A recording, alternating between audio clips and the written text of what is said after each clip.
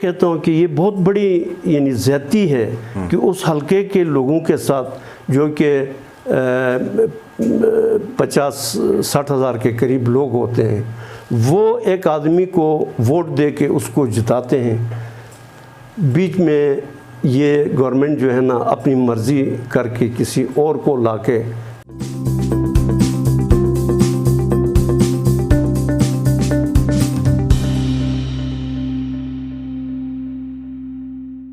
السلام علیکم، آپ دیکھ رہے ہیں آئی مین، میں ہوں شبیر میر۔ ناظرین، گلگت بلتستان الیکشن 2020 تنازعات اس وقت کے جو الیکشن کے حوالے سے تھے، لگتا ہے کہ ان کی بعض قسط آج بھی سنائی دے رہی ہے۔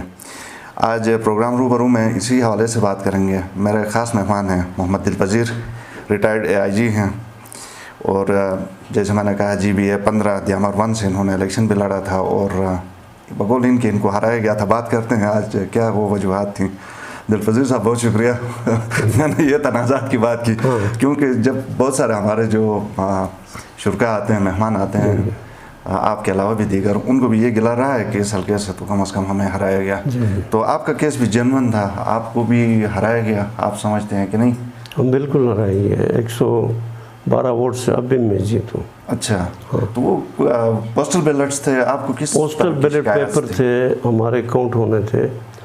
کسی بھی شمالی علاقہ جات کے حلقے میں ایسا نہیں ہوا ٹھیک جس طریقے سے ہمارے پوسٹل بیلٹ پیپر انہوں نے ریجیکٹ کیے، کہیں بھی نہیں ہوا۔ آپ پوچھ بھی سکتے۔ آپ کے کتنے ریجیکٹ ہوئے تھے اس میں؟ میرے 418 میرے کل ووٹس تھے، ٹھیک، اس میں سے 207 ووٹ انہوں نے میرے ریجیکٹ کیے۔ اچھا 207 ریجیکٹ ہوئے، ٹھیک ہے۔ آپ نے کافی پریس کانفرنسز بھی کی ہیں، جی آپ نے احتجاج بھی کیا، جی، لیکن اس کا کوئی فائدہ نہیں ہوا۔ فائدہ کیا ہونا ہے؟ فائدہ تو دیکھو نا، یہی تو رونا ہوتا ہے کہ جس ملک میں انصاف نہ ہو وہ پھر اس کو انہیپی لینڈ کہا جاتا ہے۔ آپ کو پتہ ہے معاشرہ، رسول پاک صلی اللہ علیہ وسلم نے خود کہا کہ I have been sent only for the purpose of perfecting the good morals۔ Society جو ہے مورل سوسائٹی ہونی چاہیے، سوسائٹی کی درستی کی ضرورت ہے، اور سوسائٹی جو ہے وہ آپ کو پتہ ہے کہ یہ جو قدرتی آفات ہوتے ہیں، زلزلے ہوتے ہیں، قحط ہوتا ہے، ان سے سوسائٹیاں تباہ و برباد نہیں ہوتی۔ صحیح، سوسائٹی تباہ و برباد ہوتی ہے جب لوگوں کو اپنا حق یا تو خریدنا پڑتا ہے یا اس کو چھیننا پڑتا ہے۔ تو آپ نے جب انصاف نہ ہو، دیکھو نا، جب انصاف نہ ہو ملک کے اندر تو وہ سوسائٹی پھر ٹوٹ پھوٹ کا شکار ہو جاتا ہے۔ ہاں، ٹوٹ پھوٹ، اور وہ ڈیولپ نہیں ہوتی۔ صحیح، واپس آپ کے حلقے کی طرف آتے ہیں، تو آپ کی بات میں کاٹ رہا ہوں کیونکہ ہمارے پاس پروگرام بھی اتنا زیادہ وقت لمبا نہیں ہوتا۔ تو ایک ہی آپ خاندان کے 2-3 کینڈیڈیٹس کھڑے، ایک وجہ یہ بھی بتائی جا رہی ہے کہ یہ نا اتفاقی کی وجہ سے آپ سب ہارے۔ نہیں، ہم ہارے نہیں، میں تو جیتا ہوں، میں تو ابھی میں کہتا ہوں میں جیتوں، کیونکہ 112 ووٹ میرے زیادہ بنتے ہیں۔ 418 ووٹ میرے پوسٹل بیلٹ پیپر تھے، جبکہ شابیک صاحب کے 137 تھے۔ ادروائز جو پولنگ ہے، جنرل پولنگ میں، اس کے 158 ووٹ مجھ سے زیادہ تھے۔ صحیح، تو اگر ہم کیلکولیٹ کریں تو میرے 112 ووٹ اب بھی میرے زیادہ ہیں۔ شابیک صاحب اس وقت بھی 51 ووٹ سے انہوں نے مجھے ڈکلیئر کیا ہے کہ وہ جیت گئے۔ صحیح، تو آپ تو عدالت بھی گئے ہیں؟ میں عدالت گیا ہوں، عدالت میں مجھے یہی تو پھر وہی میں انصاف والی بات ہوتی ہے نا، تو بار بار ریپیٹ کرنا بھی اچھی بات نہیں ہے۔ میں ٹریبیونل میں گیا، سروس الیکشن ٹریبیونل میں، انہوں نے کہا یار یہ تو پوسٹل بیلٹ پیپر کی گنتی کا مسئلہ ہے، اس کو تو چیف الیکشن کمشنر جو ہے اس کو دفتر میں بلا کر اس کو کاؤنٹ کرے، اگر اس کا حق بنتا ہے تو ٹھیک ہے، نہیں بنتا ہے تو نہ صحیح، کم از کم ان کی کاؤنٹنگ کرے۔ تو اس نے اس کیس، میرے کیس کو چیف الیکشن کمشنر کو بھیجا، اور ڈائریکٹیو کے ساتھ کہ 15 دن میں کر لو، کیونکہ یہ ارجنٹ معاملہ ہے، لوگوں کے حقوق کا مسئلہ ہے۔ تو چیف الیکشن کمشنر نے اس کو نہیں کیا، اور شابیک صاحب نے اوپر جا کر سٹے لیا اچھا اپیلیٹ کورٹ میں. اپیلیٹ کورٹ میں سٹے لینے کے بعد ابھی یہ چوتھا 5واں مہینہ چل رہا ہے. ڈیلینگ ٹیکٹکس استعمال کر رہے ہیں اور ان کے پاس ہے نہیں. تو میں سمجھتا ہوں سپریم کورٹ کی جو اس کی اتھارٹی ہے یا اس کی جو عزت ہے وہ بھی یہ لوگ خراب کر رہے ہیں. کیونکہ ایک کیس ہے جس کا پوسٹل بیلٹ پیپر سے ابھی دیکھو نا کراچی میں وہ جو نون لیگ کا جو تھا پرانا ان کا کیا نام تھا یار وہ ہاں مفتاح اسماعیل ہاں اس کا درخواست دیا 10 دن کے اندر اس کا دوبارہ کاؤنٹنگ ہو گئی.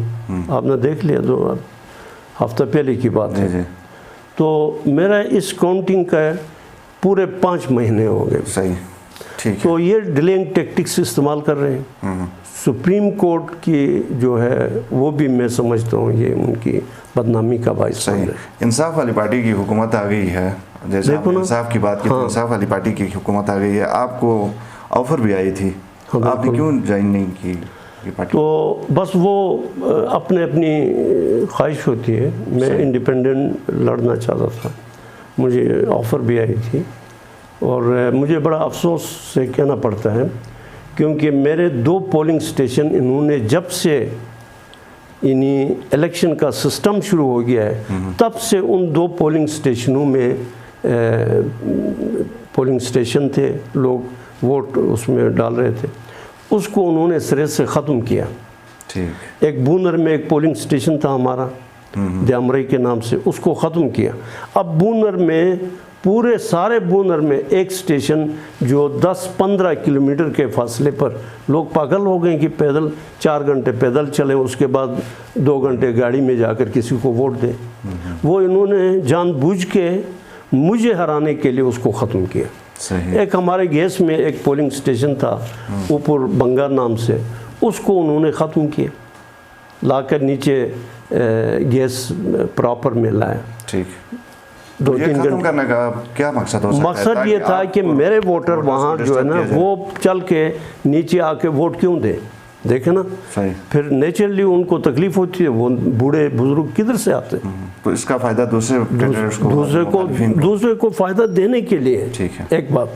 دوسری بات کہ رائی کوٹ ہمارا مٹھاٹ ایک پولنگ سٹیشن ہے, وہ پولنگ سٹیشن میں نیچے سے اوپر جانے کے لیے کم از کم 2-3 گھنٹے 4 گھنٹے 5 گھنٹے لگتے ہیں پیدل. لیکن گاڑی آج کل بڑی گندی سی روڈ ہے. ادھر بھی انہوں نے اس پولنگ سٹیشن کو وہاں ختم کر کے صرف اس کینڈیڈیٹ کو فائدہ دینے کے لیے رائی کوٹ برج پہ لایا. رائی کوٹ برج آپ دیکھتے ہیں, رائی کوٹ بٹھاٹ سے سٹیشن ختم کر کے انہوں نے رائی کوٹ برج پہ لایا صرف اس لیے کہ اس کینڈیڈیٹ کو فائدہ دے دیں جن کو جتانا چاہتے ہیں. تو اس کے حوالے سے اس کے باوجود سے رجوع کیا ہاں یہ جو آپ بتا رہے ہیں ہاں اس کے حوالے سے کسی فورم سے آپ نے رجوع فورم چیف الیکشن کمشنر کے پاس ہم کئی دفعہ گئے, کوئی سنوائی نہیں ہوئی. اچھا میں یہ پوچھتا ہوں کہ یہ پولنگ سٹیشن انہوں نے کاٹے کیوں؟ جب سے پولنگ الیکشن کا سلسلہ شروع ہے ان سٹیشنوں میں پولنگ سٹیشن ہوا کرتے تھے. کاٹنے کا جواز کیا بنتا ہے؟ کیوں کاٹا انہوں نے؟ صرف اور صرف ان کے وہ جو ہے نا ویسٹڈ انٹرسٹ تھے اور ان کی جو ہے نا کسی کی سپورٹ کر رہے تھے, ہمیں ہرانے کے لیے کیا انہوں نے. صحیح. بشیر صاحب کہتے ہیں کہ آپ لوگوں کو آپ چونکہ ریٹائر بھی ہو گئے ہیں تو آپ کو کھڑا نہیں ہونا چاہیے تھا, یہ اب ہمارا زمانہ ہے ہمیں ہونا چاہیے. بالکل وہ صحیح کہتا ہے, وہ صحیح کہتا ہے, ہمیں نہیں ہونا چاہیے تھا. لیکن دنیا کا آپ کو پتہ ہے نا, دنیا چرخ جی پہ رہتے مجھے.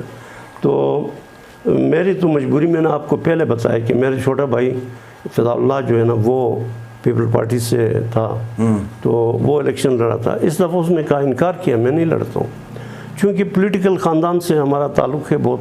جب سے یہ الیکشن میرے والد صاحب بھی الیکشن لڑتے رہے اور میرے والد صاحب ایوب خان کے دور کا چیئرمین بھی تھا اس علاقے کا. تو پھر بی ڈیز کا الیکشن ہوا کرتا تھا, میرے والد صاحب بھی لڑتے رہے. تو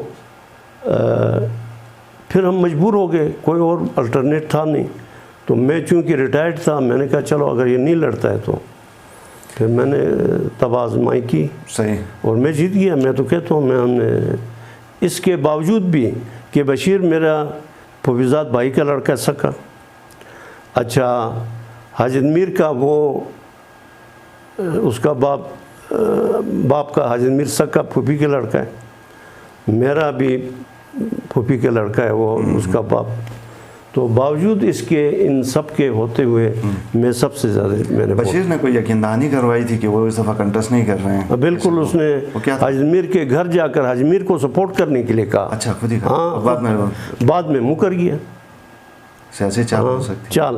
تو وہ ٹھیک کہتا ہے ان کا وقت ہے, ہمارا وقت نہیں تھا. لیکن ہم نے ایک پنگا لیا اور بس اللہ کا فضل ہو گیا کہ ہم جیت گئے. اچھا ہوا. اس حکومت کی کارکردگی کو ابھی تو خیر 4-5 مہینے ہوئے ہیں, کیسے دیکھتے ہیں آپ؟ ڈائریکشن صحیح ہے؟ ڈائریکشن تو خیر کیا کہہ سکتے ہیں, وہ کوئی حکومتیں ایسے نہیں چلتی ہیں میرے بھائی.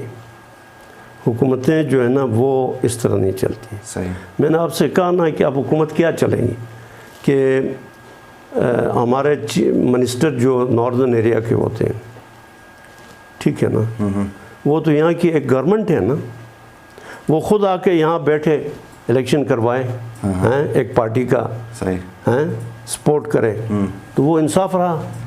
لیکن یہ اصل بات تو انصاف کی ہے نا, ٹھیک ہے کہ نہیں؟ اصل بات تو انصاف کی ہے. یہ منسٹر تو ماضی میں بھی اسی طرح کرتے رہے ہیں؟ نہیں, کوئی نہیں کرتا رہا اس طرح تو نہیں تھا. ایسا تو آ کر سر پر بیٹھ کے کوئی نہیں کرتا. صحیح. یہ حکومت کہتی ہے کہ یہ تاریخ کا سب سے بڑا بجٹ ڈیولپمنٹ پیکیج لے کے آئی ہے, 370 بلین روپیز. اناؤنسمنٹ نیچے پاکستان میں بھی بہت ہوتے رہے, ٹھیک ہے نا. ہم دیکھتے ہیں پریکٹیکلی کیا ہوتا ہے. تو پریکٹیکل ابھی جب ہوگا تو ٹھیک ہے. صحیح. تو آپ جیسا آپ کہہ رہے ہیں کہ آپ کی جیت کو انہوں نے ہار میں تبدیل کیا, جس کو آپ نہیں مانتے. بالکل نہیں مانتے. تو آپ کا لائحہ عمل کیا ہے آئندہ کے لیے؟ آئندہ کے لیے پھر کیا ہونا ہے, پھر ہم دیکھیں گے کہ بھئی اس قسم کی اگر زیادتیاں ہوئی تو پھر تو یہ ملک میں کوئی برداشت نہیں کرتا ہے یہ بات. کوئی پولیٹیکل پارٹی جوائن کرنے کا ارادہ ہے باقاعدہ؟ پولیٹیکل پارٹی تو خیر جوائن کیا کرنا ہے ابھی, یہ پہلے تو اس کو ہم نپٹیں گے نا, پھر دیکھتے ہیں کیا ہوتا ہے. صحیح.